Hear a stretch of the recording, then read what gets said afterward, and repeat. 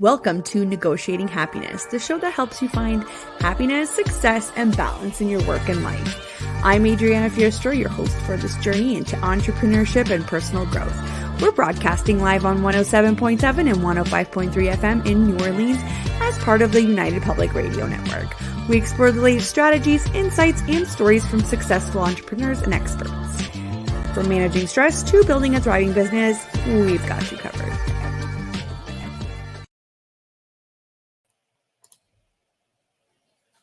Good afternoon, everyone. This is your host, Adriana Fierstro, and you are tuning into Negotiating Happiness.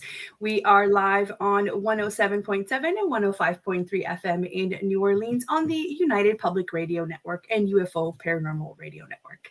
Today, it is November 13th, and I am here with the wonderful Grace Baldwin. Hello, Grace. Hi, Adriana. Thanks for having me. I'm so excited that you're here today. I haven't gone live actually in a couple of episodes, so I'm really hoping that people take notice and come into the comments for us. Amazing. I'm just gonna send everybody a quick hey on all of our platforms. If you guys have any questions, please let us know. Grace is our GTM messaging consultant today, and she has so much wisdom to share with us. All right, so we are live. If you guys have any other questions, I've started off the chat here. Please let me know. I just wanted to introduce everybody to Grace here. So today we have Grace, a messaging consultant, copywriter, brand strategist, amazing person, extraordinary Grace here. We will dive into the entrepreneurial journey and branding landscape. Grace will share insights on navigating the challenges of growing B2B brands, infusing creativity into technical topics, and the cultural influences from living in Holland that shaped her approach to storytelling in the world of enterprise.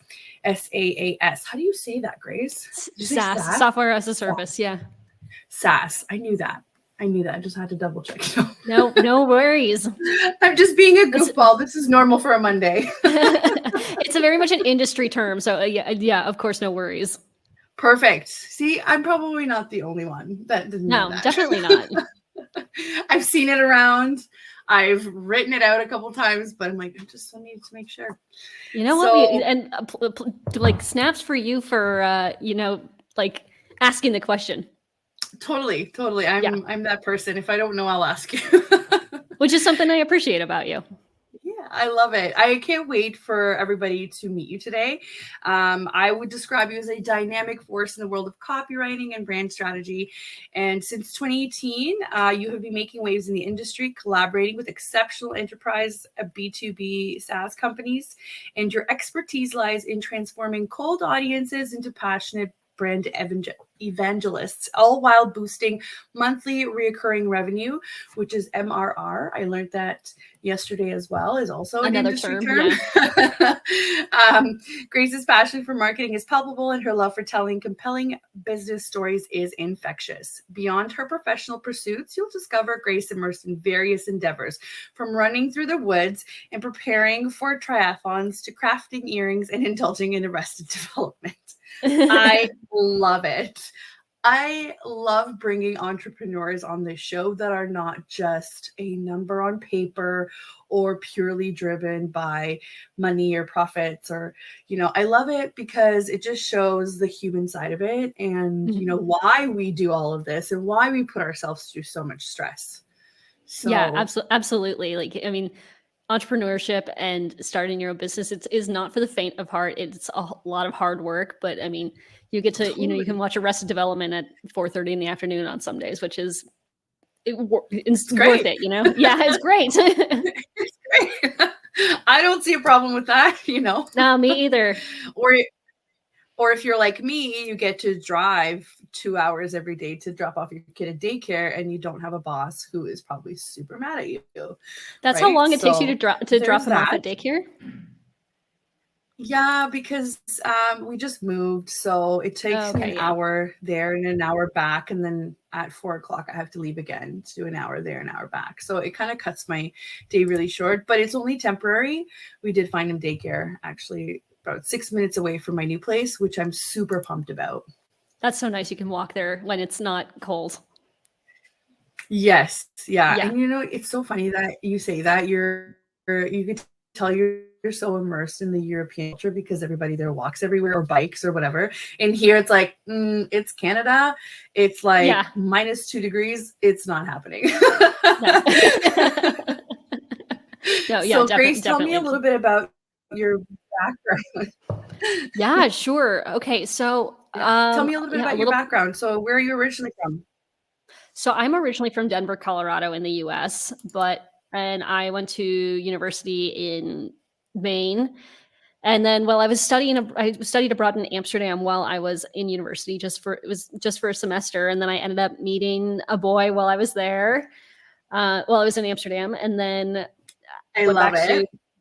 went back. Yeah, exactly. I went back to the US. I finished up my degree, and then I moved back here actually in 2017. And yeah, so when I moved here, I didn't have very many skills. Like I had done, I think like a marketing internship in college, but didn't have like a lot of skills except for the ability to write. And so from there, I just kind of fell into this world of copywriting and content writing. And I spent my first year here freelancing just to, pay the bills. I was writing 1,000-word articles about golden retrievers or about, bathtubs for elderly people. And I did a lot about pest control at that time too. So I learned a lot about that.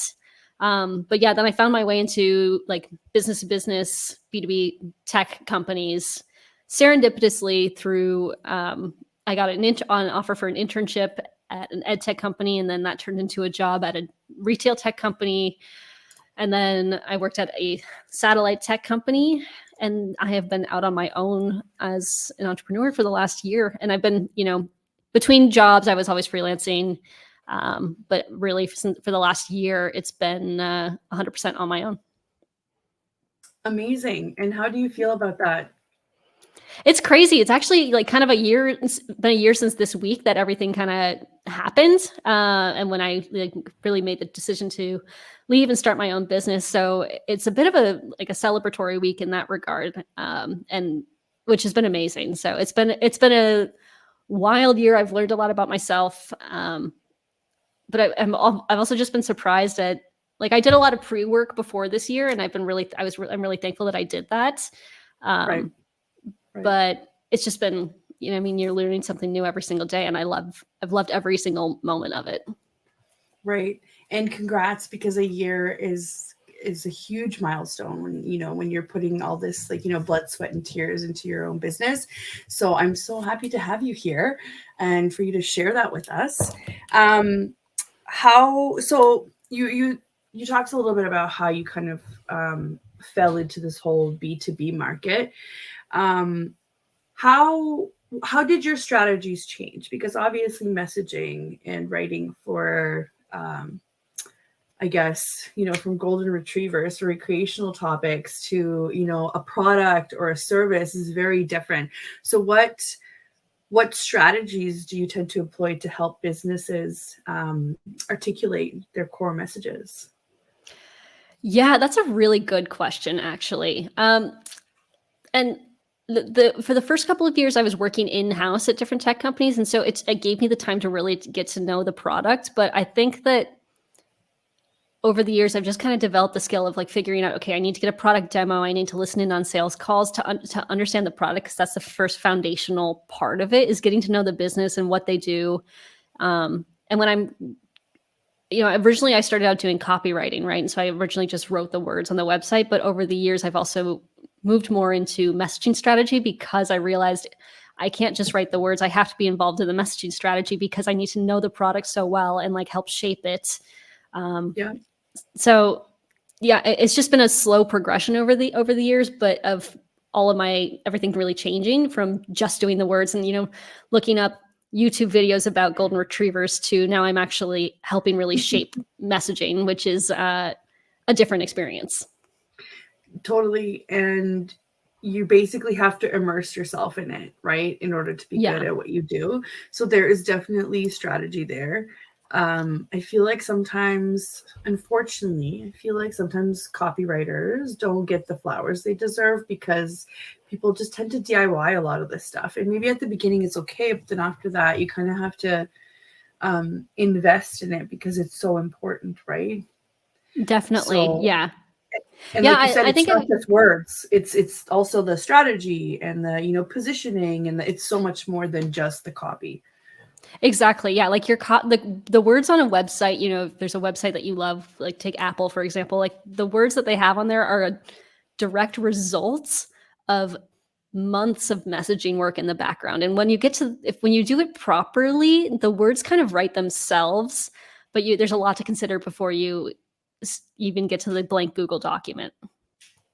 Right. And it takes also a little bit of like psychology almost, right? Yeah, you have to know, like, the persuasion techniques.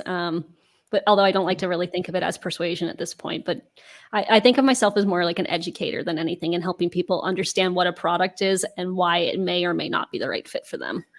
Right. I guess when I first started being in this digital space, I didn't even realize that conversion copywriting was a thing. So it's not persuasion. It's more like you need to be able to understand the problems, the solutions, and who the audience, like how the audience can relate to it, right? It's not some like trickery. It's just understanding what your client is looking for, right? Exactly. It's and what the audience is looking for. So there's a lot of like customer research that you have to do. Just to be able to empathize with what people are going through and what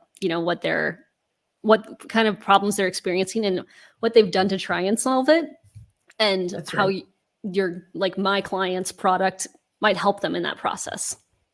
Totally. And how crucial do you think is a brand voice? Because obviously you go through campaign to campaign. It's not going to be like, it's not one project and you're done, right? So how crucial, like how does that translate into your future work, their brand voice? Yeah. Okay. That's also a good question, because I think brand voice, and in my experience, it's something that gets kind of overlooked. And so in the last year, the way my business has evolved is that I'll review a company's positioning. So I'll help them with their positioning. I'll do the messaging, which is figuring out what you want to say in the first place. And then I'll help construct a brand voice that then helps bring that messaging to life in a way that like reinforces the positioning. So if you want to come off as like, if your position is that you're the easiest solution in the market, right? Your brand voice should be really easy to understand, to, subconsciously signal that you are a simple solution, or if for example, I had a client earlier this year that was an IT escrow company. And they're introducing something completely new to the market, but they wanted to lean into the fact that they had 20, 30 years of experience in like what is a very prestigious and it's an industry that's based on trust. It's kind of like being a lawyer, right? The IT escrow companies trust you with their source code, right? So you have to come off as trustworthy. And so my client wanted to lean into that expertise and experience. So we had a bit more of an mature adult, not like mature in like a mature content kind of thing, but like a more adult academic, I think is the better word, brand voice to reflect that. And I think that so many companies overlook the power of brand voice to, really make your message believable, I guess. Yeah, and stand out. Yeah, and I find that a lot of people just end up flip-flopping. They don't really know what they want to sound like or who they want to attract because they've never gone through those exercises, right? Yeah. Nobody's ever asked them those questions. They just say, can you sell this, right? This is why what you do is so important, because I feel like it sets a business up for future success as well, Exactly. Yeah. And the way I do it is I do a lot of documentation. I was just talking with a friend about this an hour ago too, about how documentation is so important, because I've also been in situations where the strategy's been set, but then it wasn't documented. So I have to go and try and go through the whole process and figure out, what is the strategy, right? Which then it's kind of like playing telephone, right? Like the step you're kind of, bits are getting lost in translation, the less documentation that there is and the more people there are that are involved in a process. Right. So yeah, like the documentation of it's really important so that you can scale it. Right. And so who do you typically work with when you onboard these brands? Yeah. Like, Okay. So like role wise in the company. So usually the like VP of marketing or the director of marketing, that's like my main contact point. But then I will, for my enterprise clients, I will also almost always be talking to a sales leader, because it's really important, because the sales team they have the most contact with the market, because they're on the phone all day with people. Right. And they're giving demos and everything, and they're able to kind of respond to things faster. So it's important for me to be connected to sales. And then also product, because ultimately, I write a lot of product marketing content, which requires, I'm not an engineer, or I'm not an extremely technical person, but so I need like a review of the content frequently from a product person, so that to make sure that it's accurate and Right. yeah, believable too. Of course. And that's the beauty of it, is you don't need to be an engineer. You don't need to understand the specs, but you need to understand how they play out in the whole process, right? Yeah, exactly. And just how to take what's going on in somebody's head and like turn it into something that other people can read. I think that that's really like the power of copywriting, is being able to, really scale up any kind of communications. That's right. So thinking about how you work with all these different roles, right? They're very different. Some are higher up than others. What are some of the challenges that you commonly encounter when you're working with, especially growing brands, right? Like, I know you used to work with a lot of growing brands, like a lot of startups. What are some of the challenges that you encountered there? Yeah. So with startups specifically, you mean? Yeah, just somebody that's growing, that's not quite yet, matured in their business. So, okay. So with like a pre-product market fit company, so a company that's just getting started, maybe they've found a bit, like they have a hunch, they've got domain experts and they're building a product, but they haven't quite tested it. I think a mistake that I've seen is actually to not even do a basic messaging kind of guide. So I think a lot of companies in the smaller stages, they want to just have a website up, which I can understand. Like they want to have a website up, they want to start getting out there and getting market feedback, because things will change. Everything, I think something can change a month from now, right? For a small startup. Right. But having like a very basic messaging guide, which is something, I had a client like this a couple months ago, where I just did a message, like a 1 day, we're just going to put together a basic messaging guide, just so that we have the documentation there, so that we can have it in the future and then come back and say, okay, did this messaging work, rather than, forgetting what the original message was. That's right. I think that that's a mistake, but it doesn't need to be anything too big. It's something that, it can be done in a day, but it's just having the documentation there, because otherwise you're going to get lost as you grow and scale and bring on more people on your team and everything. Right. So you mentioned that you also work in days as well. So you don't just work on retainers. So you can help clients kind of figure out or have a plan in a day. I do. Yeah. I have a day option if people want that. This is not, to really like plug anything or anything, but that is there as an option. There are other people that do similar services too.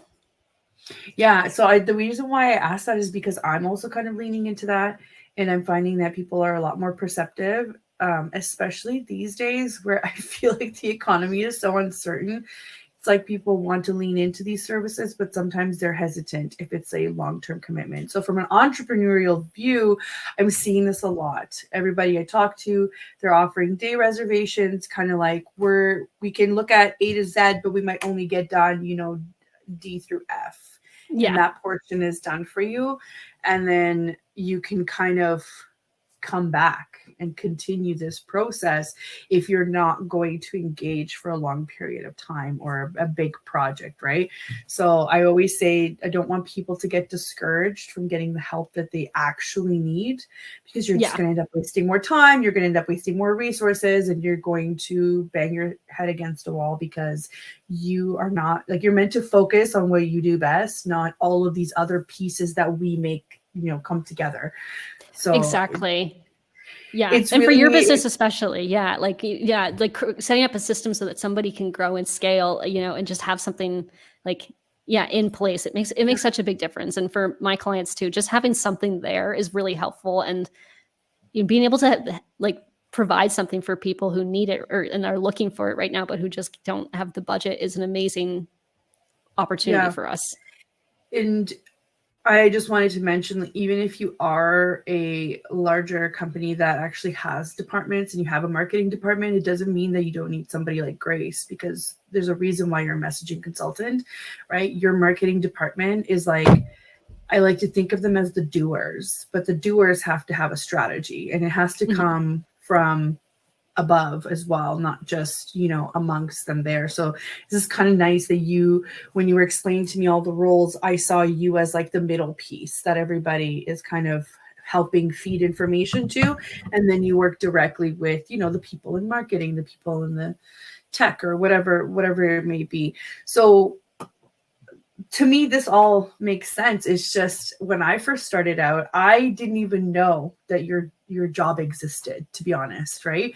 So this is why I'm like, let everybody know that this is a thing. Like, this is helpful, No, it's something that's, I think, growing. And I think even, I've been doing this for like 6 years now, and I think I'm starting to see it grow even more and more within B2B. And I think that it's coming into other areas as well. Because I think overall across the board markets are just getting more competitive. And so like, I like to think about like mattresses, for example. If you buy a mattress in a box, there's, I don't know, however many companies that are doing it, right? And how like you can compete on features, right? But eventually you're going to be competing on your messaging. That's just going to it's just happening it's happening in tech, it's happening in SaaS, I think it's just happening everywhere. Like, you're having a solid message is really what helps you stand out. Totally. It's happening to us as well. There are so many, OBMs and virtual assistants and all kinds of business consultants that, I truly believe that there's enough for everybody to go around. I don't think we need to get to the point where we sabotage each other. This is not the space for that. And, but I truly believe it comes down to the messaging, because you are not going, like, you in general, you are not going to be a good fit for every single person that needs services like yours. And that's okay, right? Like, that's okay. You don't want to go through those challenges over and over again.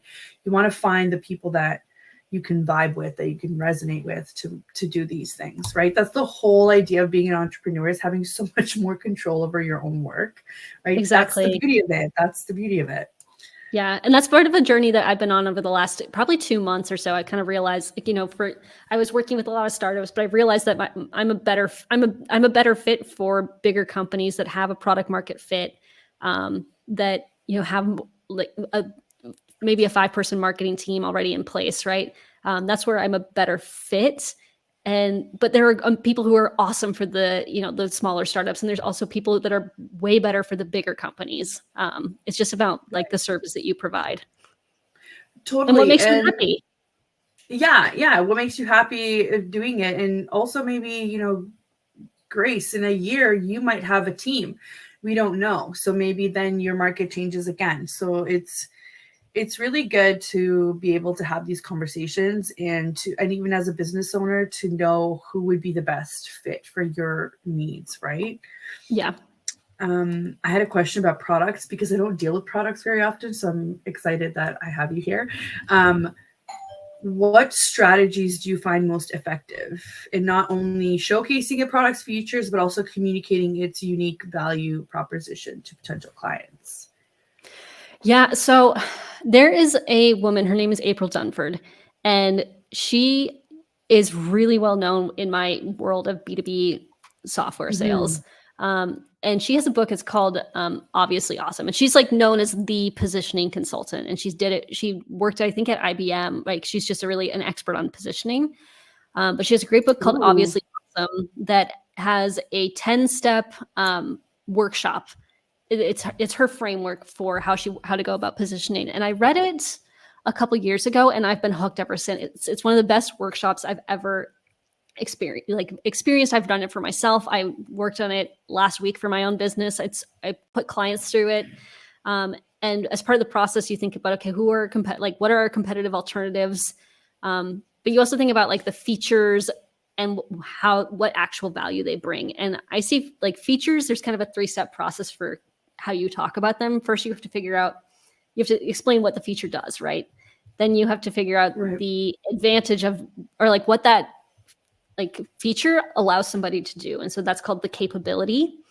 And then you have to figure out what is the value created by that capability. And that's ultimately the value. A lot of people stop, they'll say something like, I'm trying to look around, my water bottle holds 1 liter of water, like as if that's a feature or as the value, but the value is that I can carry more water than, I don't know, a 500 milliliter bottle, or I can carry more water with me when I'm hiking up to Yosemite, right? Or to the, yeah. Yeah. It's so funny that you say this, because I've always had to stop and think about this. You're right. If we're leaving the client to assume what the value is, then you're not actually communicating it properly. So while it's true that your water bottle holds 1 liter, what you're saying is actually you can just carry more than the leading brand over here, right? So that's such a this is why you need somebody who's a wordsmith, because they understand all of this. Well, it's not even the wordsmithing, because the wordsmithing comes in at that third level where you think about, and that's where it just gets more, the messaging gets more interesting, because you can say, I don't know, you can take more water with you, like that's the benefit. But then the value is, if you're hiking, you can take it with you if you're hiking in Yosemite, or you're going to take your kids to the beach, for example, for the full day. Like those are 2 different use cases. So then you can figure out, okay, what audience do I have? What language are they going to react to the best? Like what's going to resonate the most with them? And that's when you get to actually have fun and play with the writing and become more illustrative with your work. And just start be creative. Exactly. Yeah.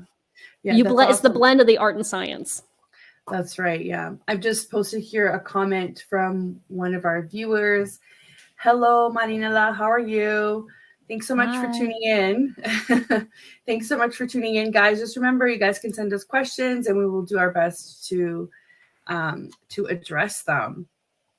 Yeah. I mean, obviously this is the whole part of it is creativity, right? Mm-hmm. So what can you tell us about, future trends and future insights into like the industry? What kind of changes do you see coming?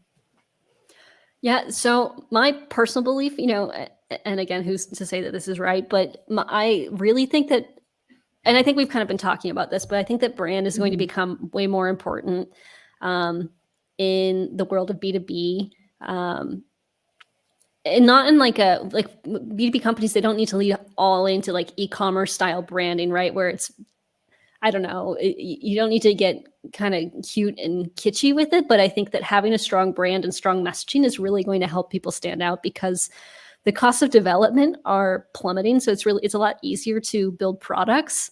And also just, I mean, with the world globalizing even like more and more, right? It's just becoming easier to have competitors from anywhere else in the world. And yeah, and if you've been building something for, I don't know, 10 years, you have a decade of experience, right? But you also have a decade of tech debt, and it's not quite easy, but it's becoming easier for someone to come in and, basically copy your product. And at that point, they don't have that tech debt. They're maybe a bit more agile than you are. And if you don't have a strong brand and they do, then you can start losing opportunities quickly. So that's why I think that. Yeah. That's amazing. I never thought about that. I never thought about how everybody is keeping up, because we tend to think about those, like Apple and Microsoft, and, they're backed by so many funds. I doubt these are the brands that would worry about tech debt, right? It's the smaller brands that probably have a really good product, but if they are not showcasing it, you're right, the next person can just use some AI, some very intuitive, platform to kind of already, in a year, they're halfway done what the previous brand did in 10. So it's wild. And like, I'm by no means a developer, right? Like I have no leg to stand on in that, but I do know, I have worked with clients actually that are, they're outsourcing to development agencies to build products, which is amazing. It's amazing that it's becoming so much easier for someone with a great idea to start building a product, and one that looks really great and that works really well. But but it just means that if you want to remain competitive, you need to like start thinking about your branding a bit more, which is fine. Right. Which is fine. It's an amazing opportunity. Yeah, I love that you have those kinds of insights from working with all these different brands. Would you say that you work mainly with brands maybe in the States or in Europe, or is it like a mix? Where are your clients? Primarily, a lot the US and Europe. I've had some clients in Asia, and South America too. So really all over the place, but primarily the US and Europe. That's where, in terms of time zones, it works out easier for me to communicate ideally with Europe and the US. And so that's just really like my, space. But there are no limits, is what you're saying, which is amazing. There's no limits as long as people are okay working asynchronously. I mean, people have to be okay working asynchronously to work with me anyway, but there are not limits. Yeah, that's awesome. So we're just about halfway through here. So I'm just going to do a quick station intro. For those of you just tuning in, you're listening to Negotiating Happiness, and I'm your host, Adriana Fierstro, and we are live on the United Public Radio Network and UFO Paranormal Radio Network on 105.3 and 107.7 FM in New Orleans. And if you wanted to check out some of our other shows happen to be on Roku TV as well. So sit back, relax, and watch some TV. And I am here today with the wonderful Grace Baldwin. She's a GTM messaging consultant. She was just telling us about future trends and who she usually works with in terms of her clients. But if there are any, aspiring consultants or even starting out as copywriters, please feel free to leave us comments. We will try and get to them on the show. If not, we'll get to them after too. So feel free. So what does your day look like? Let's dive into this whole why this is the best thing you've ever done for yourself. Why entrepreneurship? So every day looks a little different. I try and work out in the mornings. It's been a little bit less successful because it's now dark and cold and rainy in the mornings, but I try and go to the gym or go for a run in the mornings. And then I usually spend my mornings working on my own business, which is fun. Today I spent the day like working on some branding stuff and thinking about, some of my own messaging. And then in the afternoons I do like client stuff normally. And then on that's client stuff as Tuesday through Thursday. And then on Fridays, I'll either do a VIP day or work on my own stuff or take the day off, which is really nice. And then Mondays I do like bigger business stuff for myself. So like bigger strategic stuff. Yeah. This is the dream, right? Yeah. Oh, we've got somebody on Twitch saying hi. Hello, DKIX. Thanks for tuning in. That's amazing. I do that too, right? Where I take some time usually on Mondays, aside from the show, when I do some business things. It's so great. And you're like describing what makes you happy and what you do with your routine. And you're like the gym really early in the morning. And all I can think of is, oh my God, not for me. Thank you. I've started going in the afternoons though. Lie. Yeah. No, it's I'm not going to lie and say winter hibernation has like started to set in, and I have been tracking my sleep, and I'm like sleeping 9 hours at night. And because I clearly need it. I don't know, something when it starts getting dark at 4:30 in the afternoon, like, man, I need more sleep. So It's been harder right now, but yeah. You know me, and I like some of the woo-woo things. And girl, me too. Somebody said something and it made so much sense to me. It's like, even Mother Nature slows down in the winter. So why do we feel like we have to go, go, go? And this is why you need 9 hours of sleep, because you're like, oh my God, you've been going for the last 8 months. Like, chill, chill. Yeah, exactly. It's time to slow down, relax a little bit, be cozy. Yeah, exactly. Just enjoy the winter. That's something over the last couple of years I've tried to like lean more into the seasons and just embrace it a bit more. Totally. So it's really great that you can do that as an entrepreneur. There's just so many benefits, and everybody that says, oh, it's so risky, I'm like, please, your job is risky too. You just don't know it because you're not the owner. Yeah, exactly. There's a lot of risk involved in it. I mean, I've been laid off twice from jobs, and like entrepreneurship, if there is obviously risk involved, and there can be a lot of risk, but I think a lot of people maybe make it seem more risky than it actually is, which is understandable. There's fear, Yeah. Sure, but I think the benefits outweigh any of the risks, because the risks are actually pretty normal for, being employed as well. Yeah. So I don't know. You can't convince me otherwise. I've said I'm never going back. This is it for me. I'm never going back.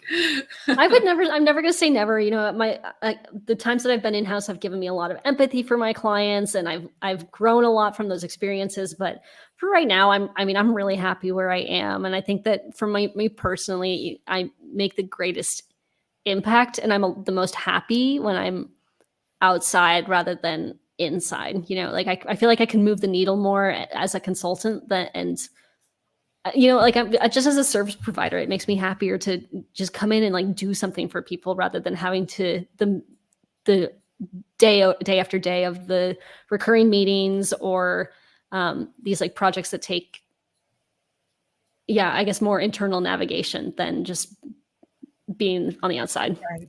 I was thinking about this the other day. I have significantly fewer meetings now than I used to, which is nice. Which is great. Yeah. Those memes that, oh, this was yet another meeting that could have been an email. I totally get it. Yeah. So you're living in Holland. How has that influenced you as an entrepreneur? Do you find that there are different opinions or different attitudes towards entrepreneurship there? So it's funny so someone else that we both know recently told, she recently gave me she recently told me something, gave me a compliment, and she said, "You're very direct and to the point," which is something that I've definitely inherited from my adoptive country. Because coming from the US, I think American culture is much less kind of to the point, but I've become more just focused and saying, okay, this either works or this doesn't. I've become much better at being diplomatic about it. But so that's something that has influenced me. But I think a big thing here, and this was both working in-house and externally, is the idea of work-life balance is really different here. And here, what I really appreciate with the Netherlands is working overtime is seen as being inefficient rather than being seen as you're going above and beyond. The general cultural attitude is, if you can't get your work done in 8 hours, then something is wrong. And that's something that I've taken with me because you shouldn't be. Yeah, it was a hard, I had to deprogram myself because I'd always grown up thinking, okay, I have to work overtime. I have to be the first person in the office and the last person to leave. And my first manager literally said, "I want you here for 8 hours, and then I want you to leave and not think about work." Yeah. And, I think this is strictly a North American thing because I've worked in Scotland as well. And it was the same thing. If you were maxing out your overtime, which was so funny, we used to work 35 hours a week. Yeah. Or 30 or 32, something like that.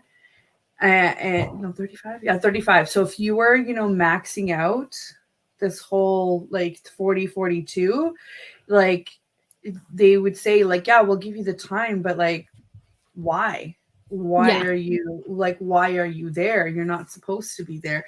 But here it's just you have to do this for your career, blah blah blah. And recently I've been watching this series.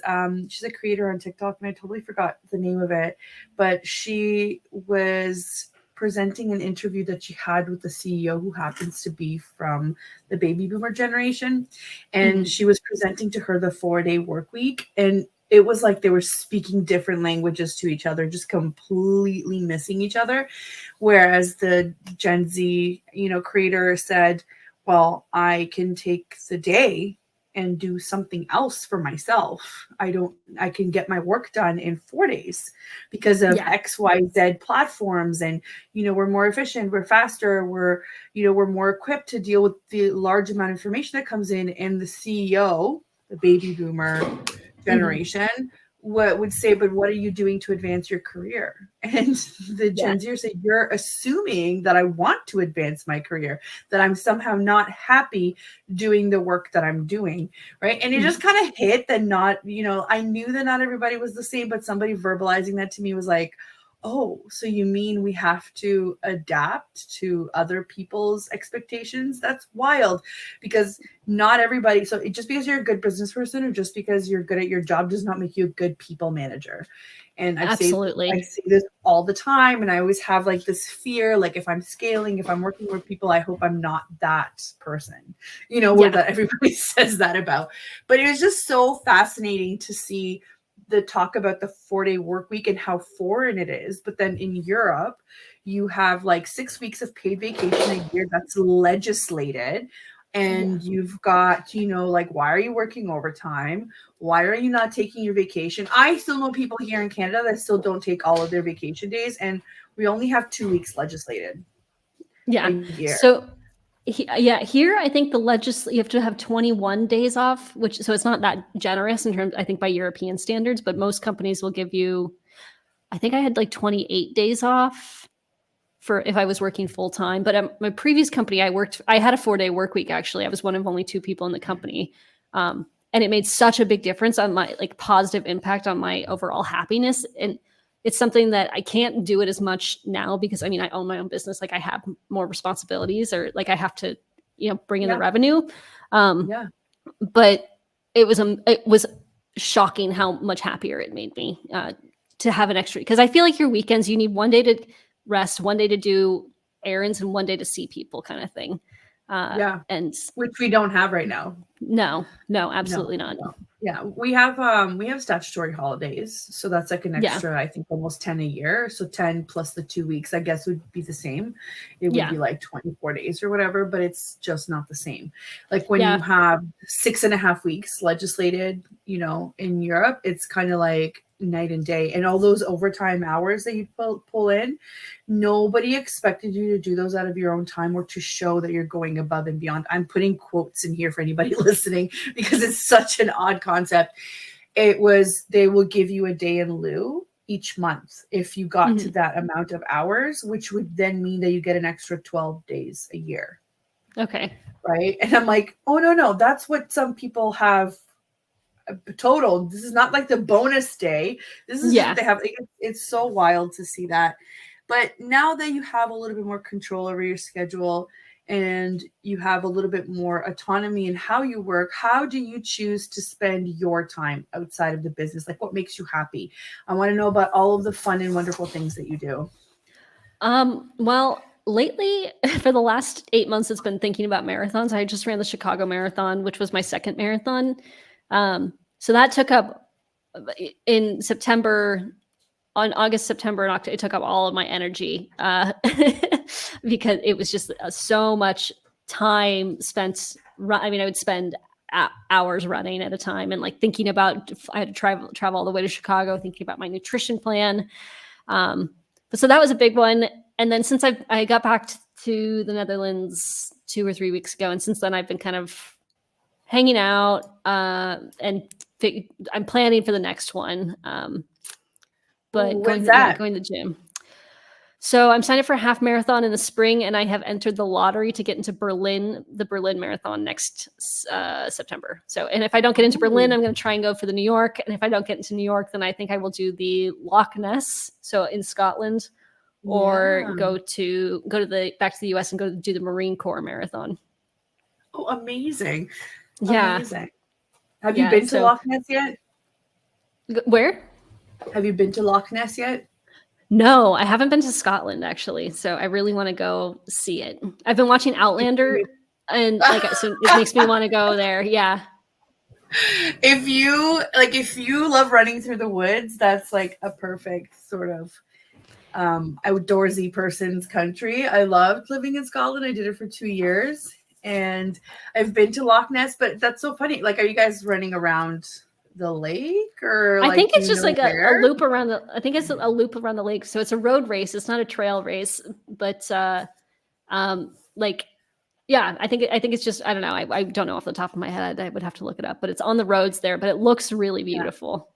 It's beautiful. It's green all the time because it's super rainy there, but it's amazing. Yeah. Yeah. Oh, we've got a comment here from D Kicks on Twitch. I love Saturdays because I have a day off tomorrow, but Sundays can be a bit less happy because work is just around the corner. Exactly. That's what we're saying. You need another day to decompress and kind of have a breather, see your friends. And then Sunday you can just kind of gear up to, meal plan and, eat better and whatever else and kind of reset for prepare. Like wipe your slate clean and like prepare for the next day, like wash the sheets, for example, or meal prep, all this stuff, that takes up a day. Clean the house. Yeah. Or if you just want to take a day to just completely like lose yourself in your VR game, then that's what you do. Right. Yeah, like it exactly. depends on what everybody's into. That's not me, but I'm also not a gym person. So for me, it's more like I love being around my friends, whereas some people get drained socially. I just feel like I recharge my batteries. So when I leave being with my friends, I'm noticeably happier.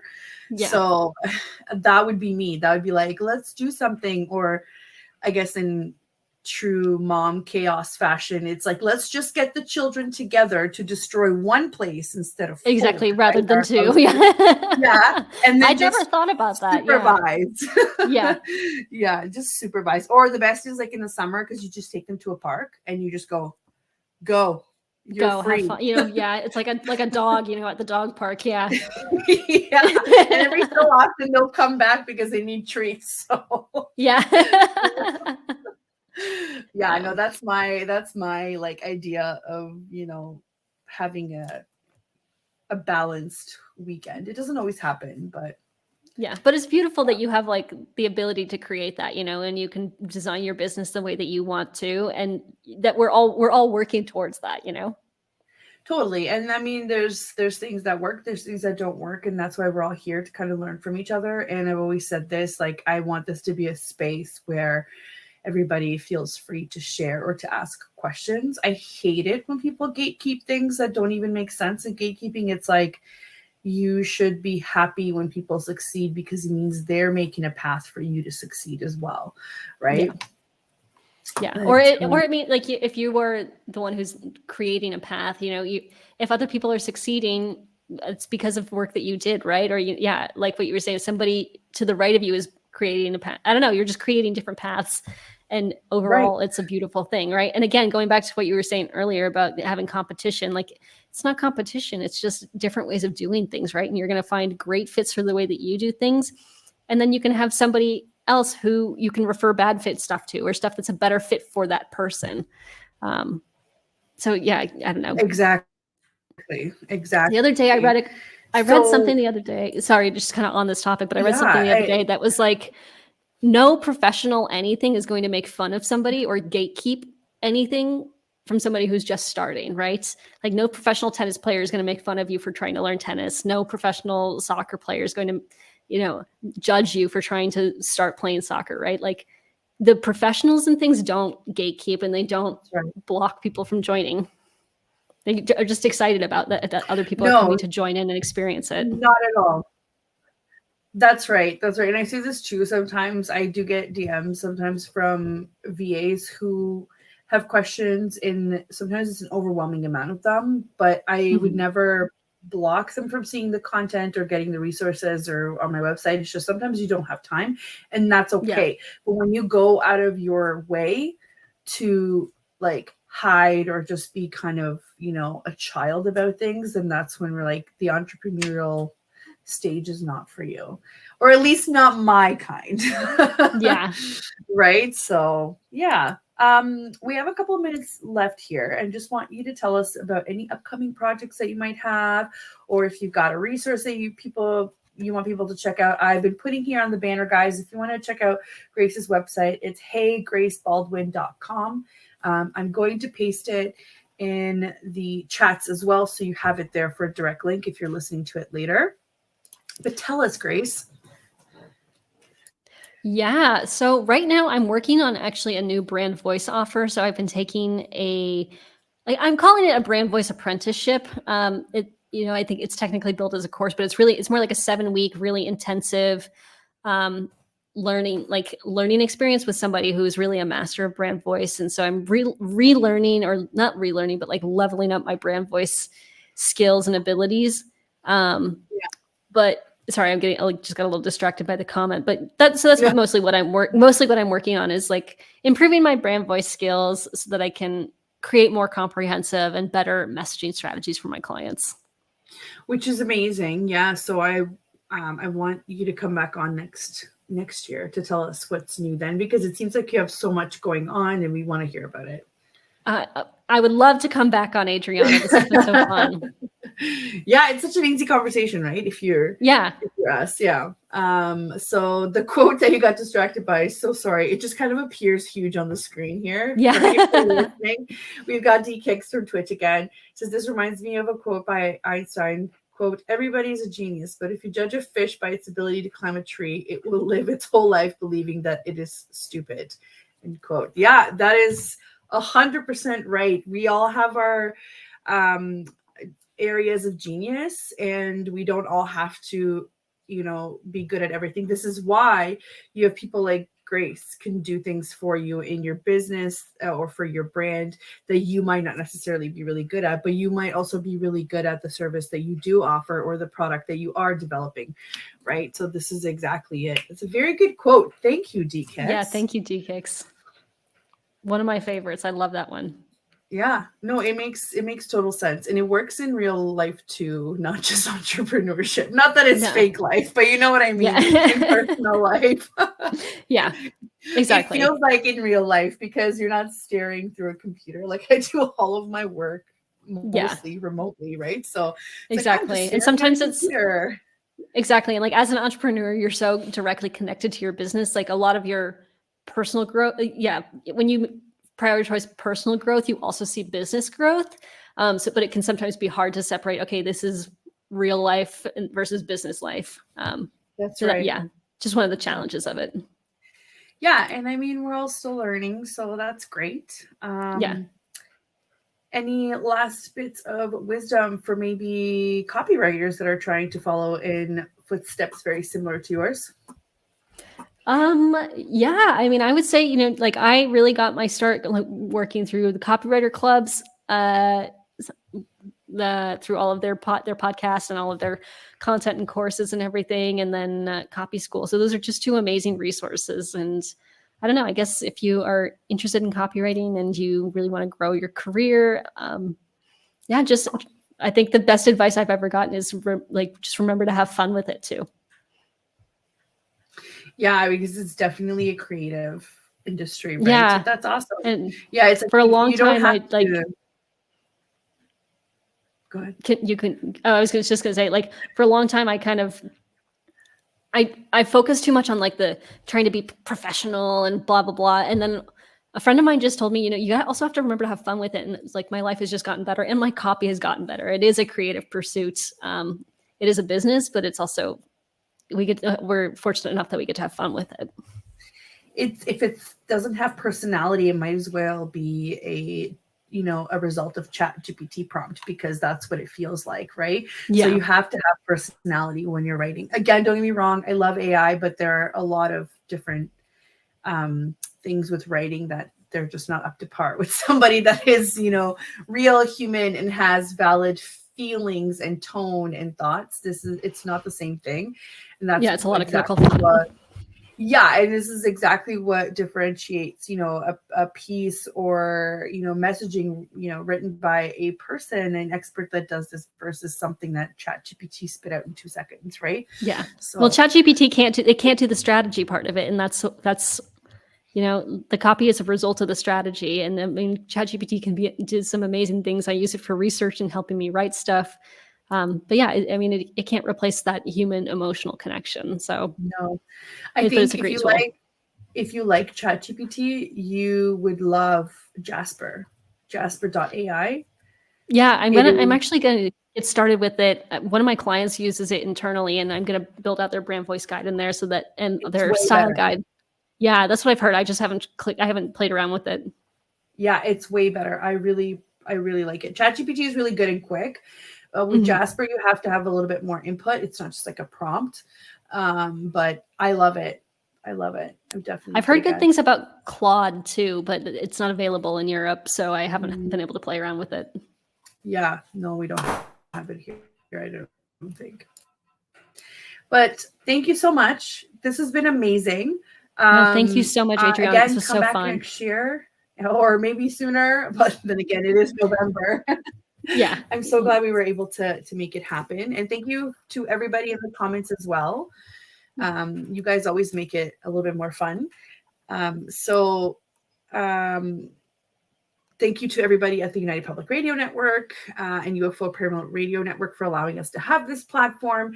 And again, thank you everybody for tuning in. We will see you next week.